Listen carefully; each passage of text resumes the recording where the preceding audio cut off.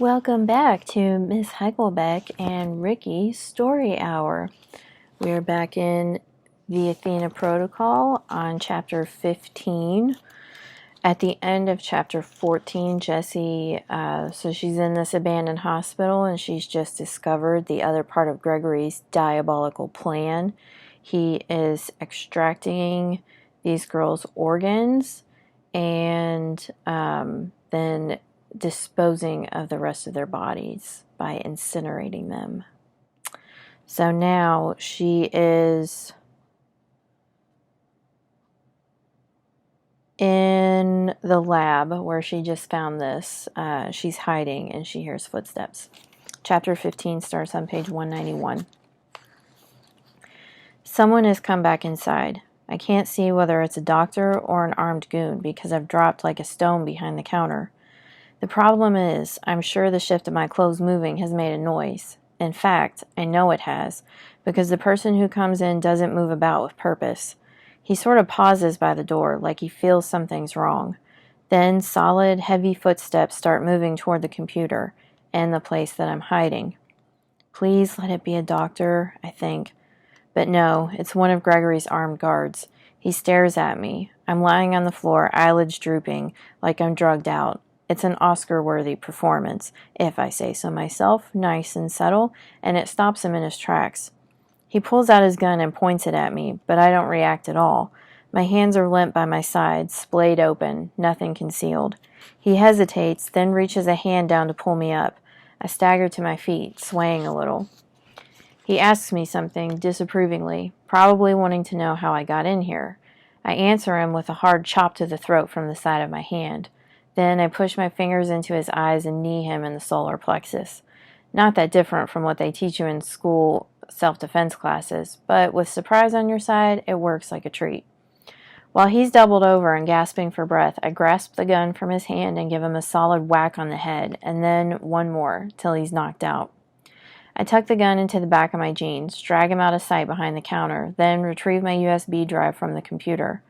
From the window, I can see my fire escape ladder almost within reach, except that it really is hanging by a bit of rust now.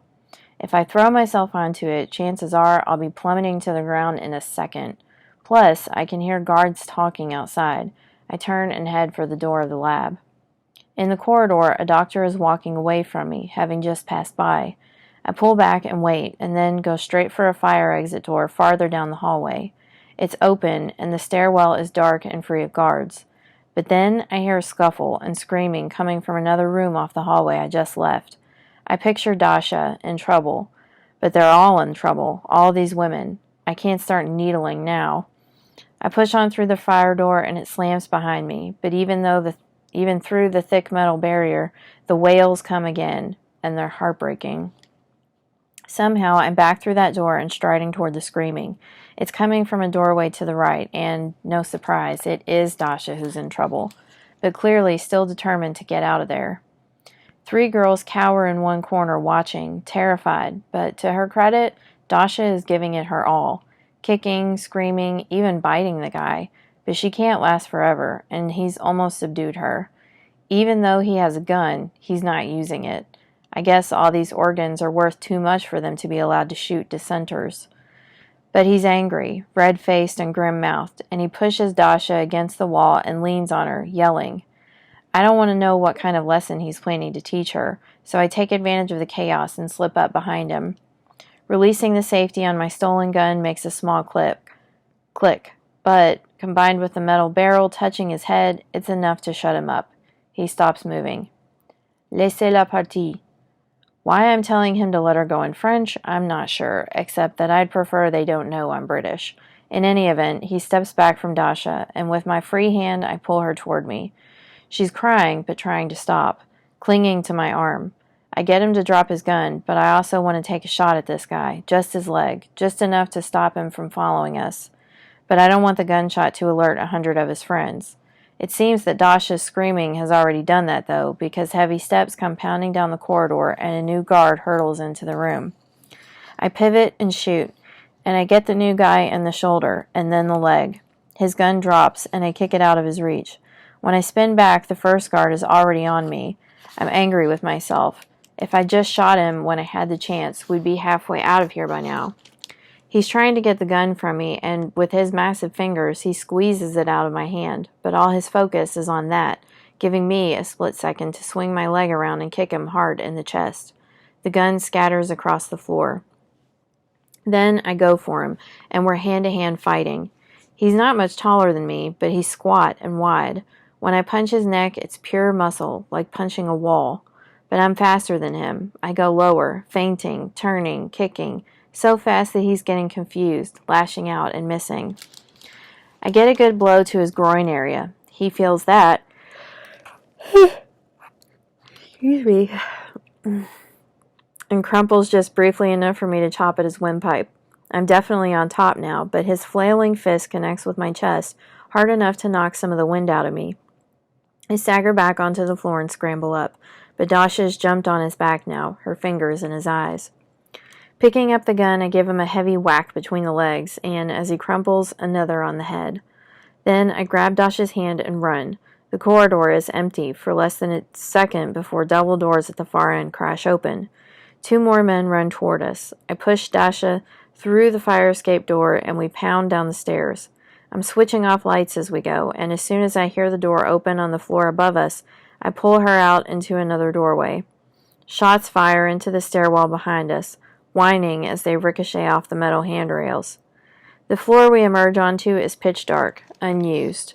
With Dasha at my heels, I turn right and run. There's an operating room with a sink down the hall.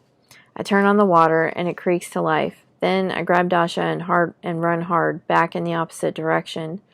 Skidding on the floor, we head into an empty ward. Only a little moonlight penetrates the darkness, and the shadows of old equipment and drip stands make us both jump because in our terror we mistake them for guards. I take Dasha by the shoulders and try to calm her down because they'll find us just from the sound of her breathing. Excuse me. She manages it, and fast. If I have to drag along a sidekick, I'm glad it's her, because she certainly has guts. We hurry to the window. I do my best to find an opening, but it's sealed shut. Up high, there's another small window with a latch. I motion for Dasha to cup her hands together, and she gives me a leg up so I can reach it. The latch is stuck tight. Behind us, in the corridor, we hear the fire door open out from the stairwell. One of the guards is creeping in, quietly trying to find us, listening. He hears the running water from the tap, and he's heading that way, in the opposite direction from us. Pleased, Dasha gives me a smile, but I'm too tense to return it. I'm trying to decide what to do, escape and make a noise, or play hide and seek in the hospital from hell. I don't think we can ever win that game, not with this many guards around. I turn back to the window, cover the butt of the gun. Excuse me. Sleepy. Cover the butt of the gun in an old sheet from one of the gurneys and bash at the glass as quietly as I can. The glass and frame start to give. With a big push, I get the thing open, then drop back down to the floor. Now I boost Dasha up, and she wiggles through it while I drag a gurney over to the window. The metallic screech could wake the dead, and immediately I hear the guard's footsteps moving toward me, faster now. I jump onto the gurney and hoist myself up. Outside, Dasha drops down onto some shrubbery. My legs are halfway out the window when the guard rounds into the doorway. In the dark, it's hard to see what's going on, but this time I can feel him. I twist and shout, low. He drops. I fall well, and Dasha is waiting for me. I grasp her arm, and we run for the perimeter wall. Around us, we can hear walkie-talkies crackling, men shouting. It's a full-scale hunt for the 2 of us. Ahead of me, a guard pounds into view around the corner of the building. We run harder, but he's too close for us to outpace. Turning, I raise my gun and aim for his leg. He goes down, but I feel Dasha's hand jerked out of mine. When I turn, another guard has her in a chokehold and is dragging her back toward the hospital. It's dark, and I can't get a shot on him without risking her. She's screaming now, but as they drag her farther and farther back, I realize she's not begging for help. She's telling me to run. I shake my head and move toward her. No, she screams. Run! Cours!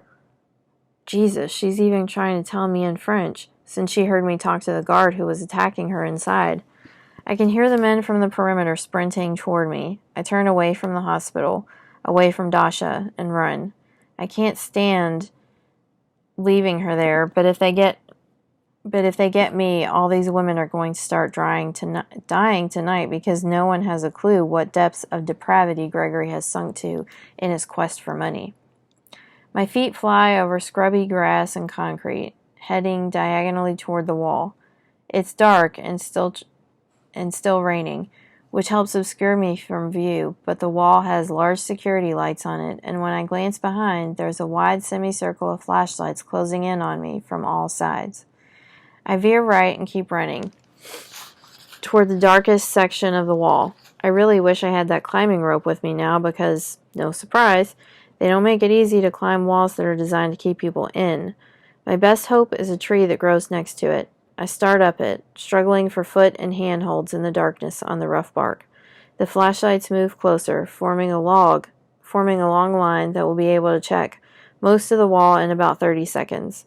Behind them, that wretched hospital looms like a massive tomb. Once I'm at the top of the trunk, I sit astride the branch that grows out toward the wall and drag myself along it. Not far from me, two guards below are already sweeping the wall with their flashlights. I lie still on the branch for a moment, and when they talk to each other, I move to the end, take off my jacket, wrap it over my arms and legs. Barbed wire rips through my jacket and makes a snagged cut on my arm, but I'm hardly aware of it. I've made it to the top of the wall. Using the jacket as protection from the wire, I lower myself onto the other side. Now my legs are dangling on the side of freedom, and I make the drop onto grass and pine needles. Hitting the ground hurts, but I don't care. I'm out of there, and I run hard, away from the gate, which is opening to let more men out to find me. I head into the forest and run, and run. Only once I'm far in, maybe 2 or 3 miles away, and keep moving among the trees, do I stop to catch my breath. And to think, I can't figure out which way the road is. I'm suddenly aware that my arm is throbbing from the cut from the barbed wire, and my hip is aching from the drop of dawn from the drop down from the wall. The sound coming out of my mouth is like crying, and for a few seconds I can't make it stop. Maybe it's relief, or just the accumulated horror of that awful place, and the image of Dasha being dragged back in, begging for me to leave her and run, and the idea of what they might do to her now. For a moment, my stomach turns so badly that I lean over and wait to throw up. But nothing comes, only a few spits of saliva. I drop down onto my knees and rest my forehead on the ground, because just for this moment, I can't move. And even if I could, I don't know where to go. The end of chapter 15. Sorry for all the yawns. Once you started, you can't stop.